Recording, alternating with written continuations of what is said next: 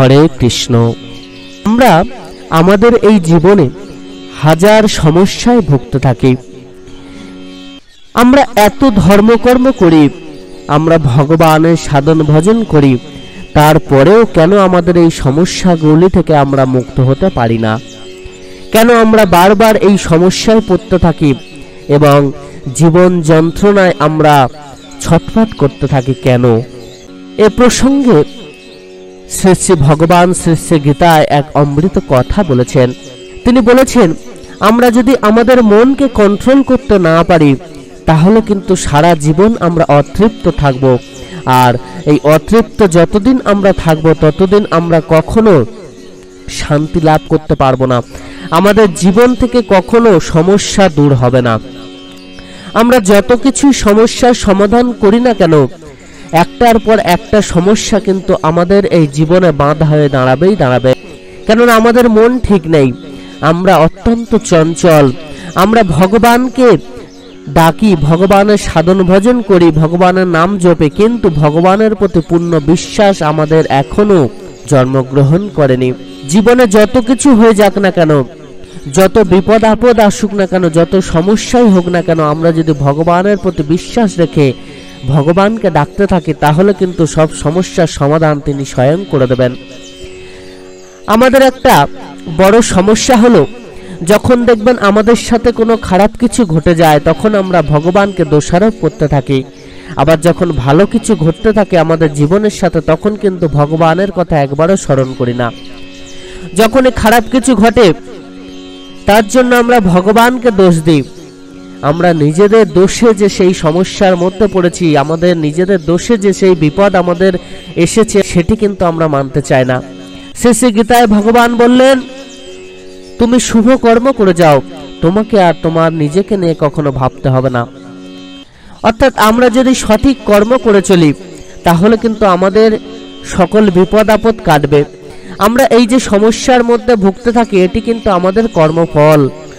আর এই জীবন পথে চলতে গেলে সমস্যা তো থাকবে, সেগুলিকে ওভারকাম করেই কিন্তু আমাদের জীবন পথে এগিয়ে চলতে হবে। এরই নামে কিন্তু জীবন। ভগবানকে সাথে নিয়ে যে মানুষ জীবন পথে এগিয়ে চলতে পারেন সেই মানুষই কিন্তু সহজে সমস্যাগুলিকে দমন করতে পারেন এবং তার জন্য যা যা করণীয় সেটি তিনি করেন, আর ভগবান স্বয়ং তাঁর দ্বারা সেই কর্মটি করান। আমাদের সহজে হার মানলে হবে না, আমাদের পূর্ণ বিশ্বাস পূর্ণ নিষ্ঠার সঙ্গে ভগবানকে ডাকতে হবে। ভগবানকে পাওয়া কি এতই সহজ? আমরা যেমন তেমন করে ভগবানের সাধন ভজন করব, কোনো নিয়ম কানুন মানব না, কোনো নিয়ম মানব না, তার প্রতি পূর্ণ বিশ্বাস ভক্তি দিয়ে তার সেবা ভজনা করব না। শুধুমাত্র আমাদের বিপদের সময় ভগবান ভগবান বলে চিৎকার করলে ভগবান কি সহজে সাড়া দেবেন? সারা জীবন ধরে ভগবানের সাধন ভজন করলেও ভগবানকে লাভ করা অত সহজ কথা নয়। পূর্ণ বিশ্বাস পূর্ণ ভক্তি এবং সবকিছু উজাড় করে দিয়ে আমরা যদি ভগবানকে ডাকতে পারি তবেই কিন্তু ভগবানকে লাভ করা সম্ভব হবে। শাস্ত্রে একটি কথা আছে, আমাদের মনের তৃপ্তি এবং অতৃপ্তি নিয়ে। এই মনের তৃপ্তি হলে আমরা সবকিছু লাভ করব, আর মন যদি অতৃপ্ত থাকে তাহলে কিন্তু আমরা কোনো কিছু লাভ করতে পারবো না। আমাদের জীবনে হাজার হাজার সমস্যা চলে আসবে, আমরা সেগুলিকে জয় করতে পারবো না। ধার্মিক সেই যে তৃপ্ত, অতৃপ্ত কখনো ধার্মিক হতে পারে না। কেউ যদি বলেন ঈশ্বর মানি, সেও অতৃপ্ত।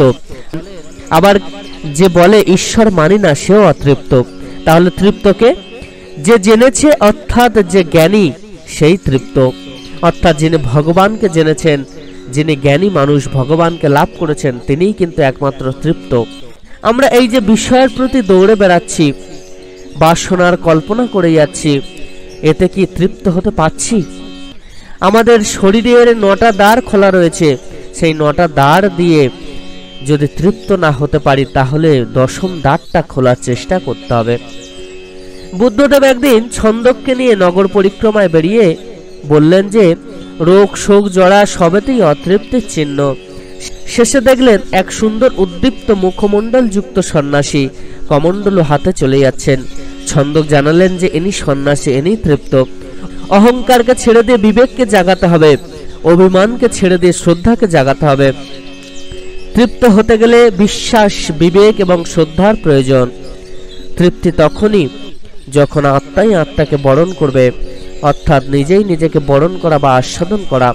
আমরা যদি নিজেকে চিনতে পারি, বুঝতে পারি, তাহলে কিন্তু আমরা অনেকটাই তৃপ্ত হব। আমরা যদি ভগবানকে বিশ্বাস করে পূর্ণ শ্রদ্ধা ভক্তির সঙ্গে তার সাধন ভজন করি, তাহলে কিন্তু আমরা তৃপ্ত হব এবং আমরা শত সমস্যা থেকে মুক্ত হব।